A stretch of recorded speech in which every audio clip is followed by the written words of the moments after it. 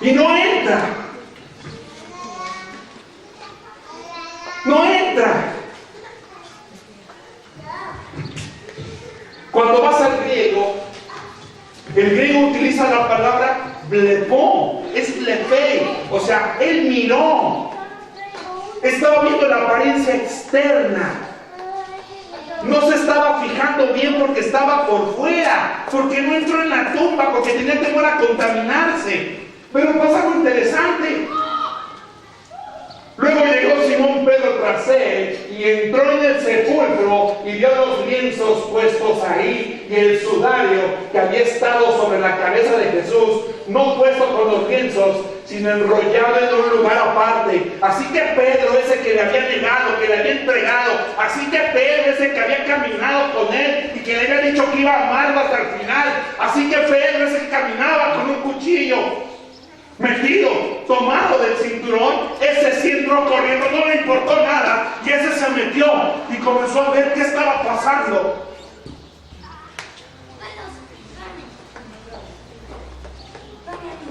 Para que Pedro hubiera podido entrar sin importarle ser contaminado, Pedro tenía que haber pasado por la renovación de su entendimiento. Pedro tenía que haber entendido que el judaizar no podía salvarle. Pedro sabía y estaba preso del amor de su maestro, preso de esa pasión por Jesús. Tal vez Pedro recordaba cuando había caminado sobre el mar. Tal vez Pedro se sentía culpable porque no pudo estar con él cuando se lo llevó la guardia. Pero a Pedro no le importó, él entró corriendo. Y él comienza a poner atención. Teoriei, en griego. Dice que miró atentamente, observar. En el griego significa con la mente y el espíritu, como cuando vas al teatro. Así que Pedro estaba a la expectativa viendo qué estaba pasando. Ponlo, hijo. Entonces, entró también el otro discípulo. Juan se anima al ver que Pedro entra, dice, pues yo también voy a entrar. Y Juan se avienta. El discípulo amado, el teólogo, Juan el teólogo. Y este punto que estoy hablando es muy interesante, porque Pedro era un pescador. Pedro no sabía qué era lo que sucedía. Pedro no entendía el escenario en el cual estaba. Pero Juan sí lo iba a entender, porque él era una persona que tenía un pater familia en ese tiempo. Porque aún no había, dice, entonces entró también el otro discípulo que había venido primero al sepulcro y vio y creyó.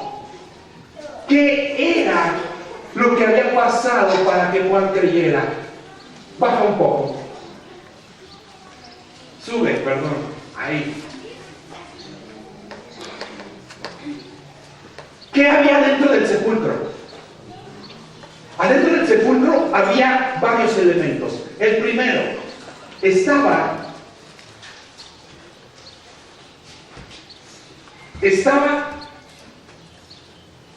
el manto con el que Jesús había sido enredado. Pero estaba el manto puesto tal cual. ¿Qué significa esto? Significa que Jesús, al estar muerto y al venir a ser resucitado por el poder del Espíritu Santo, Él despierta con un cuerpo glorificado. Despierta con un cuerpo que puede pasar las sábanas y se sienta, y las sábanas quedan tal cual como Él estaba, tendidas. Eso lo podemos ver más adelante del Evangelio de Juan, porque Jesús de repente aparece entre las paredes y camina. Y este cuerpo tiene que ver con la necesidad que tenemos los cristianos de entender la resurrección, porque en aquel día estaremos en cielos nuevos y tierra nueva, y tendremos la necesidad de un cuerpo glorificado, de un cuerpo que no tenga pecado. El cuerpo glorificado no tiene enfermedad, el cuerpo glorificado vamos a tener pelo, hermanos, en el cielo. No habrá cáncer.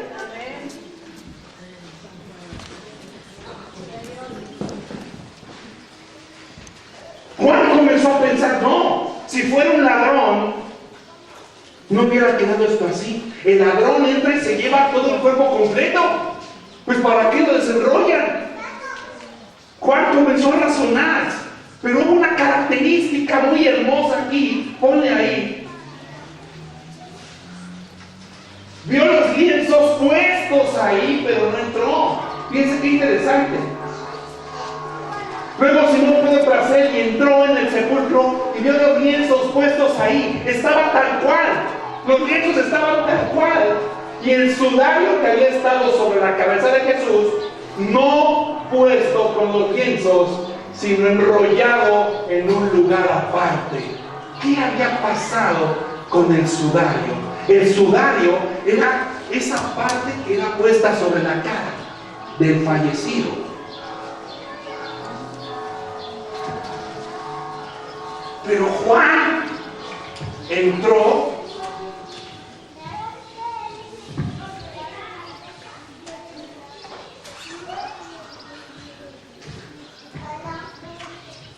y lo encontró doblado al lado de los lienzos. Pedro entra y ve, como en el teatro. Pero Juan entra, y esa palabra y vio es eidén, que significa ver, significa entender. ¿Qué tenía que entender ese niño? ¿Qué tenía que ver ese niño? Lo que tenía que ver es que cada niño judío tenía la obligación de ayudar en la cocina. Cada niña judía tenía la obligación de ayudar en la casa. Así que cuando llegaba el padre de familia, lo que se hacía es que se le ponía la servilleta al padre de familia. Y cuando el padre de familia comía, se limpiaban las manos después de lavarlas a la entrada. Y cuando acababan de comer los niños, cuando acababa de comer el padre de familia, lo que hacía era hacer esto y aventaba la servilleta, dando a entender que ya había acabado de comer.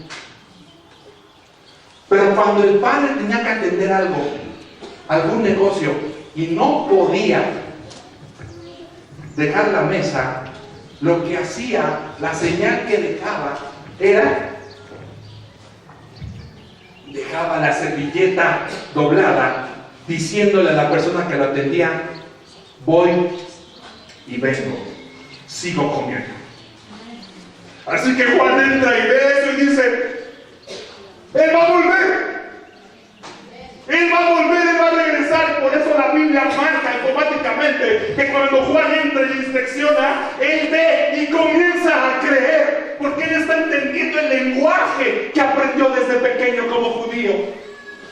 Por eso este lienzo, el sudario, está perfectamente enrollado y doblado al lado de los lienzos,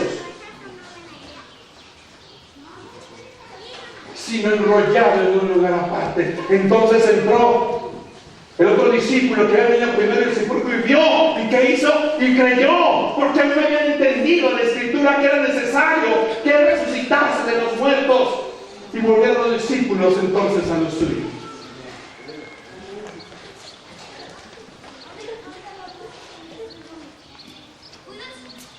Él va a volver. Él lo prometió.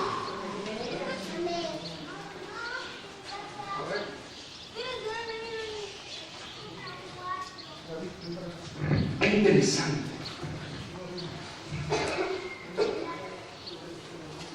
La tumba tenía que estar abierta, no porque le han robado el cuerpo, sino que la tumba tenía que estar abierta porque la gente tenía que saber que él no estaba ahí, que él se había levantado de entre los muertos.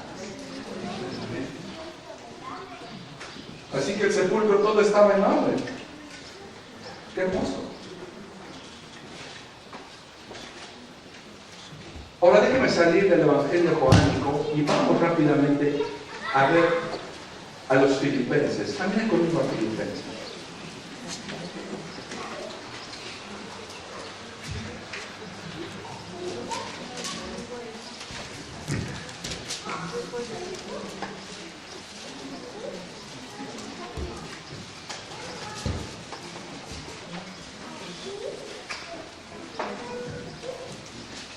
Filipenses 3.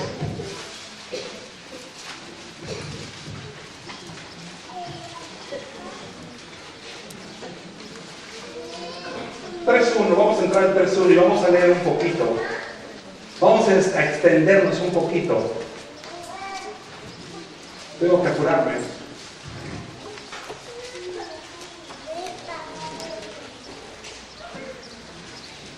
Y Filipenses 3.1 dice así, aunque vamos a ir al 7, dice así: por lo demás, hermanos, gozaos en el Señor. A mí no me pueden escribirles las mismas cosas, y para vosotros es seguro. Les dice: guárdense de los perros, guárdense de los malos obreros, guárdense de los mutiladores del cuerpo, porque nosotros somos la circuncisión, los que en espíritu servimos a Dios y nos gloriamos en Cristo Jesús.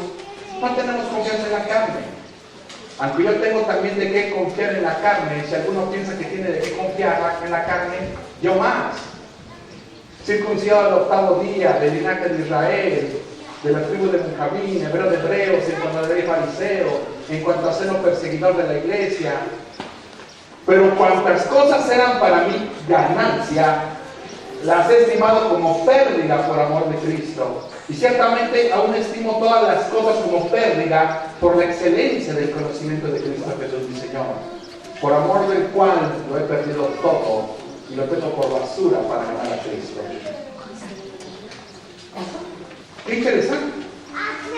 Y el apóstol comienza a hablar sobre la propia justicia, que es por la ley, sino la que es por la fe de Cristo, la justicia que es de Dios por la fe. Y comienza a hablar de la justicia de Dios y de la justicia propia. Y comienza a decir: si yo pudiera salvarme a mí mismo, yo tendría mucho de qué gloriarme. Yo soy fariseo de farisea. Él no era como los demás fariseos con los que hablaba. Él no venía indirectamente del linaje de los fariseos. Él venía directamente de la estirpe de Saúl, el rey Saúl. Él podía decir que él tenía toda la autoridad para ser una persona bien farisea. Viene del linaje de Benjamín y comienza a hablar de lo que él era antes. Y dice claramente: y lo cual yo lo tengo por pérdida. Lo tengo por pérdida porque tal vez Pablo había cometido el error de creer que esto lo podía acercar a Dios, que esto lo podía hacer más santo, que esto lo podía presentar justo delante de Dios. Pero él dice estas palabras: pero esto lo tengo por pérdida, porque esto no me puede justificar delante de Dios. Lo que me puede justificar delante de Dios es la justificación que Cristo hizo por mí en la cruz del Calvario. Y es interesante: ni dinero, ni título, ni posiciones, ni lo que tú creas tener o lo que tú creas ser te va a acercar o va a hacer que tú puedas ser salvado. Eso más bien es un estorbo para que tú puedas entregarte verdaderamente a aquel que murió por ti en la cruz y te entregó su vida por ti para presentarte como bueno, como limpio, como santo delante de él. ¡Aleluya!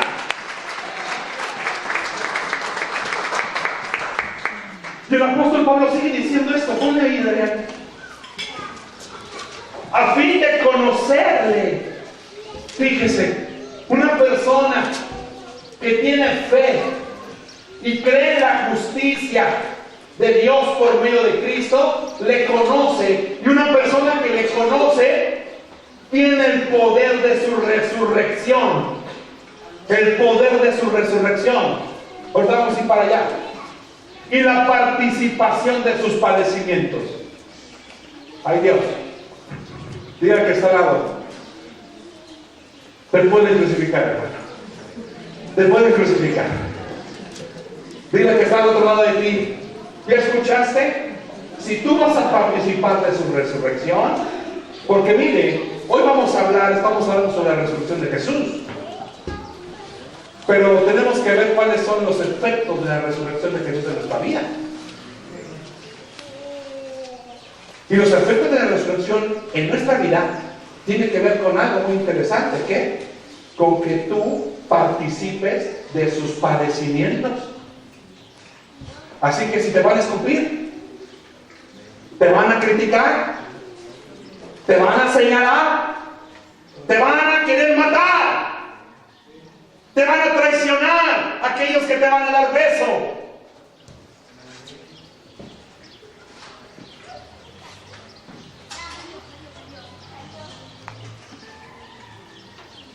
Así que no preguntes por qué. Mejor di, soy tenido como digno de llevar las marcas del Maestro.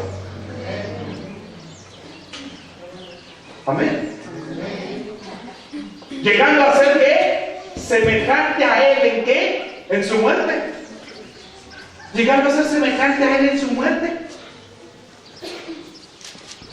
Eso es interesante, pero entonces eso significa que cuando Saulo de Tarso va caminando hacia Damasco, se encuentra con Jesús, y en ese momento Jesús viene a tener un cambio en su vida, en su corazón, pero sobre todo también en su mente. Y él comienza a tener otras prioridades. Él comienza a dejar de ser un perseguidor para convertirse en un perseguido. Él comienza a dejar de ser una persona criticadora para convertirse en una persona a la cual iban a criticar. Él comienza a ser una persona que, negando al Cristo, iba a ser una persona que iba a comenzar a darle la gloria y la honra al Cristo. Pero ahí habla de un punto muy interesante. ¿Cuál? El poder de su resurrección. ¿Qué pasó con el apóstol Pablo, que dejó de ser ese asesino y pasó a ser una persona que caminaba con Cristo? ¿Qué pasó? ¿Qué pasó con él?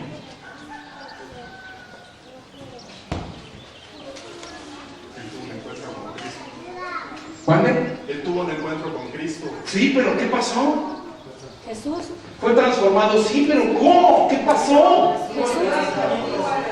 Tuvo un quebrantamiento, sí. La pastora sabe la respuesta. A ver, mira. Murió y resucitó. Murió y resucitó. Ahí, Mari, espérame. ¿Cómo que murió y resucitó? Vamos a la Biblia. La Biblia nos va a mostrar la Biblia. El mejor comentario es la Biblia. Vamos a ir rápidamente a Romanos.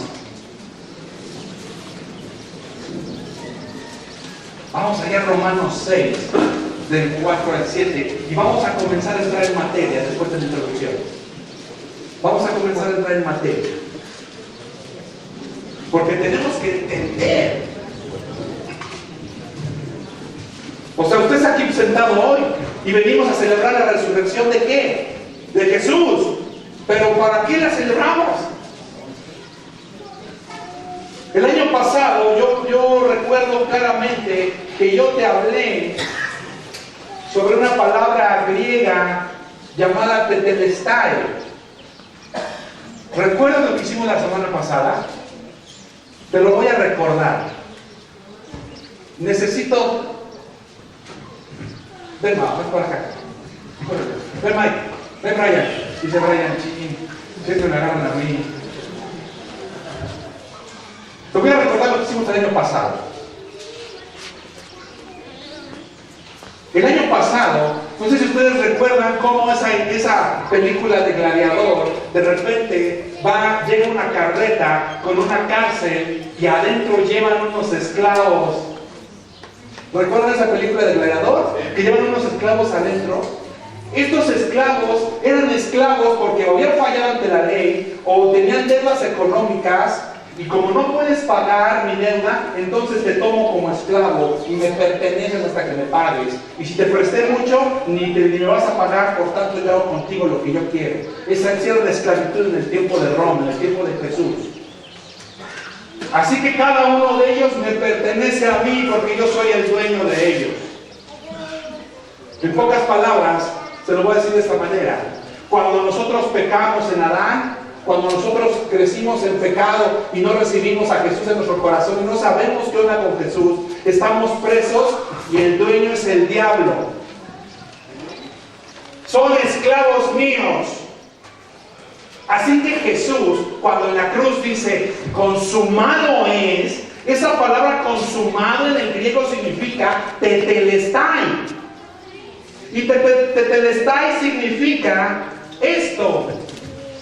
Aquí está tu libertad. Tetelestai, consumado es. Tú eres libre ahora de la condenación del enemigo. Ya no le debes nada a él. Él ya no es tu dueño. Tú ya no eres su esclavo. Ahora yo soy tu dueño, tu Julio. Ahora yo soy tu Señor y tu dueño. Eso es lo que Jesús dijo cuando dijo consumado es. Él estaba comprando la humanidad completa. Él estaba sacándonos de la esclavitud, nos estaba arrancando de las tinieblas para llevarnos a la luz. Ya no éramos más bastardos, hijos del diablo, ahora éramos hijos de Dios. Gracias, Señor. Eso fue lo que vimos el año pasado con respecto a la resurrección, que nos libró. Pero ahora vamos a ver el poder de la resurrección. Romanos 6, 4. El apóstol comienza hablando.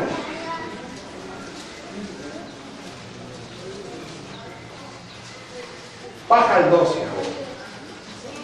Y fíjese cómo se pone el escritor de los Romanos.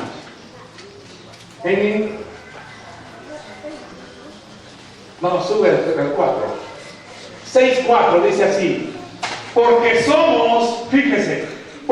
somos sepultados juntamente con Él para muerte por el bautismo, a fin de que como Cristo resucitó de los muertos por la gloria del Padre, así también nosotros andemos en vida nueva. Porque si fuimos plantados juntamente con Él en la semejanza de su muerte, así también lo seremos en la de su resurrección. Sabiendo esto, que nuestro viejo hombre fue crucificado juntamente con Él, para que el cuerpo de pecado sea destruido, a fin de que no sirvamos más al pecado. ¡Wow! Esto es muy interesante.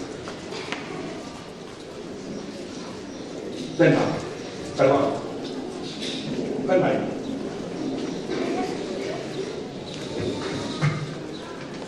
Fíjese lo que nos está hablando el apóstol Pablo.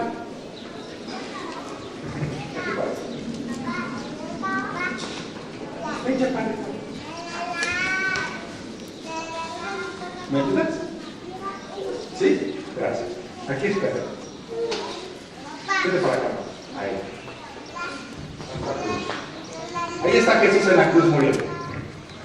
Jesús. Jesús muere en la cruz. Él es Jesús. Él está muriendo.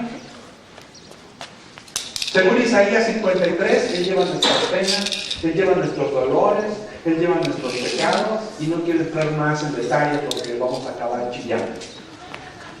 Las enfermedades, aquí viene la enfermedad. Si tú vienes enfermo, entiende esto. Si tú vienes enfermo y tienes una enfermedad incurable, comprende esto, lo que voy a hacer hoy.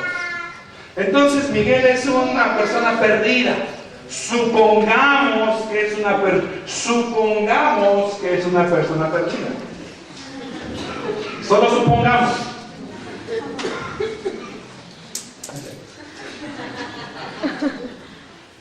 Así que él viene y se arrodilla delante de Jesús.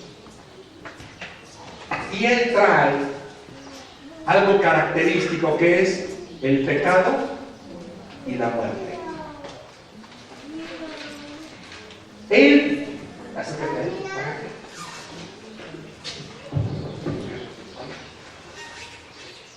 él viene, y cuando él nace de nuevo, cuando él comienza a decirle: ven a mi corazón, yo te amo y te necesito, sálvame, lo que pasa con él es que él muere con Cristo en la cruz. Su viejo hombre está crucificado. Por eso el viejo hombre ya no puede gobernar al nuevo nacido espiritualmente. Y no solamente muere, sino que la autoridad que el pecado tiene sobre la vida de Miguel, esa autoridad ya no tiene el pecado sobre él, porque Jesús destruye completamente esta autoridad. Así que ahora él es un nuevo nacido. Él es un nuevo nacido. Él es un pequeño espiritualmente que es un vencedor por herencia. ¿Por qué? Porque Cristo lo ha hecho victorioso.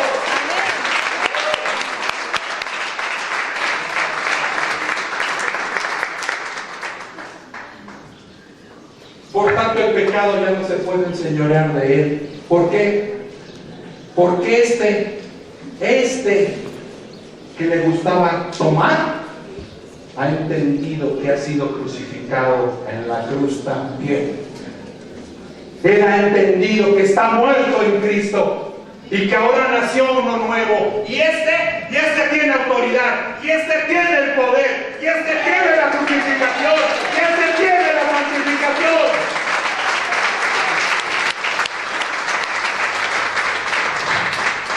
Ese es el poder de la resurrección. ¿Porque qué? Él está muerto ahí. Él está muerto. Y una persona que ha entendido lo que es la salvación, y una persona que ha comprendido la obra salvífica de Cristo en la cruz, ya no vive lleno de culpa, porque la culpa quedó allí, la culpa quedó atorada, quedó desbaratada en la cruz del Calvario con Jesús. Así que tú no puedes vivir lleno de culpa. Por eso la gente sana. ¿Por qué sana la gente? Porque las enfermedades vienen a ser destruidas en la cruz del Calvario. Por lo tanto, él que ha entendido lo que es la cruz, ya no vive enfermo.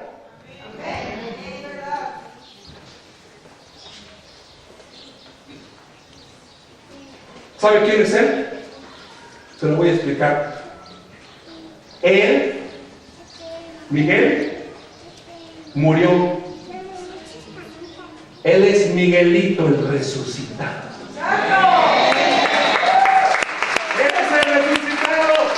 Él es el cristiano que camina en victoria. Él es el cristiano que entiende su posición como hijo, que no vive como huérfano, que vive como hijo, que entiende que su padre le ama, que entiende que su padre está atento a sus necesidades, que entiende que su padre lo disciplina porque lo ama. Él vive ahora como identidad de hijo. Él entiende que la obra de Jesús es tan potente. Él entiende que la obra de Jesús es tan grande, tan aplastante, que la obra de Cristo es tan eterna, que no está con tonterías, que no está con estupideces, pensando que perdí la salvación, que estoy jugando contra el pecado. Déjame decirte una cosa: si tú estás alcoholizándote, si andas de adúltero, si andas robando, si andas haciendo cosas que no convienen a aquellos que han nacido de nuevo, no has nacido de nuevo entonces, ni siquiera has conocido la salvación, porque no has entendido el poder de la cruz tan potente,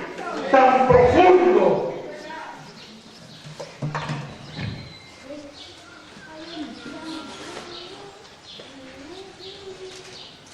Eso es la resurrección para nosotros. Eso es lo que nosotros venimos a celebrar hoy, que estamos vivos porque estábamos muertos, que Él nos levantó porque éramos esclavos. ¡Aleluya!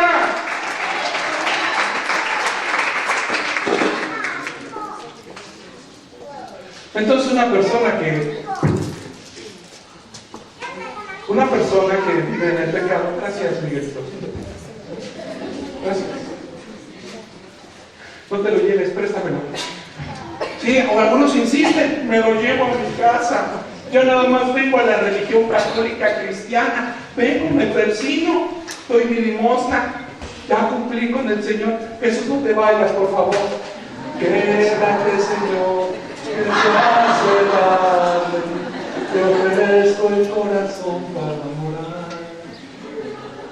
Imagínense María Magdalena volviendo a ser poseída por un demonio. Imagínense a Pedro volviendo a hablar groserías, de hacerse inmundo que era antes. Eso es una aberración, es una abominación para el Evangelio. Y el apóstol Pablo claramente habla: no es que el Evangelio no tenga poder, es que las personas no han querido entender lo que Dios les está ofreciendo. Así que Miguel se llevaba esto, no te lo lleves. Esto se queda aquí.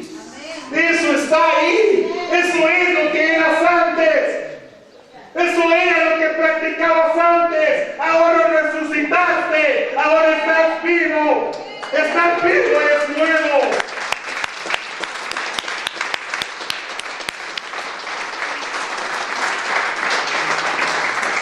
Así que tienes que empezar a cuestionar tu cristianismo.